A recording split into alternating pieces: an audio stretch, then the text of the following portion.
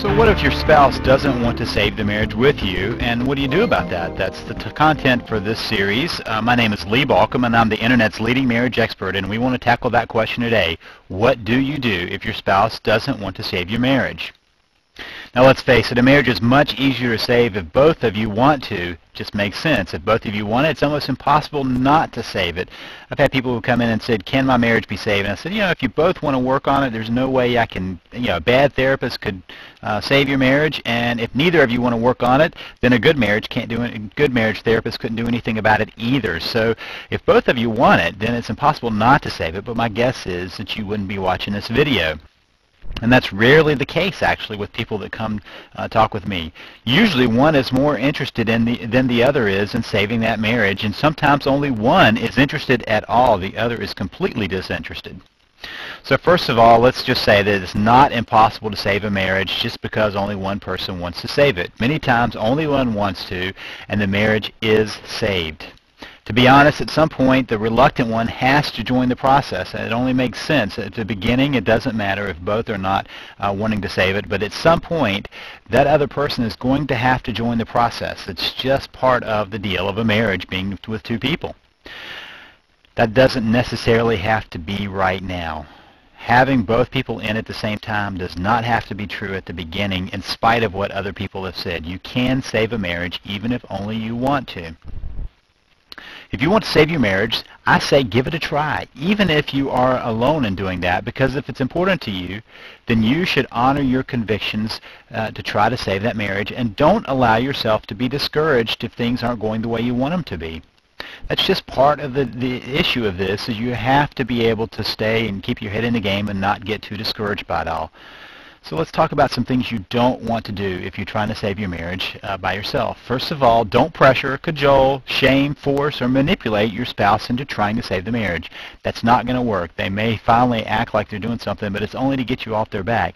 There should be no pressure applied if they say, I don't want to work on this. In fact, when you apply pressure, you only add to the resistance that somebody feels in trying to keep from saving the marriage. So don't pressure, don't shame them, don't force, don't cajole, don't manipulate. Let them be.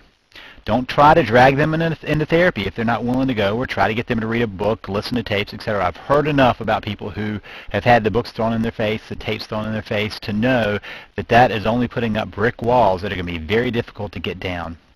And finally, don't try to read the tea leaves. What I mean by that is when we're in a crisis, we begin to try to read into the things we see. And read the tea leaves is what the gypsies used to do to tell fortunes, and they would just swirl around the tea and look at what they saw in there and try to tell a fortune. Well, sometimes we see something our spouse does. Does our spouse not hold our hand, or does our spouse have a certain look on their face, or we do something that's trying to read the tea leaves. We're trying to imagine what they mean by what they're doing, and that's always very dangerous. So don't try to read the tea leaves. Let be what is, and don't try to figure out what your spouse is thinking all the time. Sometimes we just have to face the fact that we have to take things at face value. So now let's talk about some do's. If you want to save your marriage and you're in it by yourself, here's some things you're going to want to do. First, read about how to save a marriage. Can't go to therapy? Well, go to the experts. Go to talk to people who know what and have done this before. Go read their books. Go read my material. Go read other people's materials, because if you're reading about marriage, if you're listening to audios yourself about marriage, if you're applying it yourself, that's the most you can do at this point. You need to find a way of getting extra information. Albert Einstein said that you can't get out of a problem using the same thinking that got you into the problem. So you've got to change your thinking. You've got to add some new information into it so that you can move forward and find some different ways of intervening. Act on what you read, though. Don't just read. A lot of people have books stacked beside their bed, and they've read and read and read and read, but they don't apply them. So you're going to have to apply that if you want to. Then take some time to relax and decompress, because this is a stressful time. You need to take it easy and kind of let your body have some time to relax, and find someone to share with, but make sure you choose wisely. It shouldn't be a family member. It shouldn't be a friend, because if you save your marriage, your spouse is going to have to come back to that person and be able to show their face. So choose wisely who you're going to share with.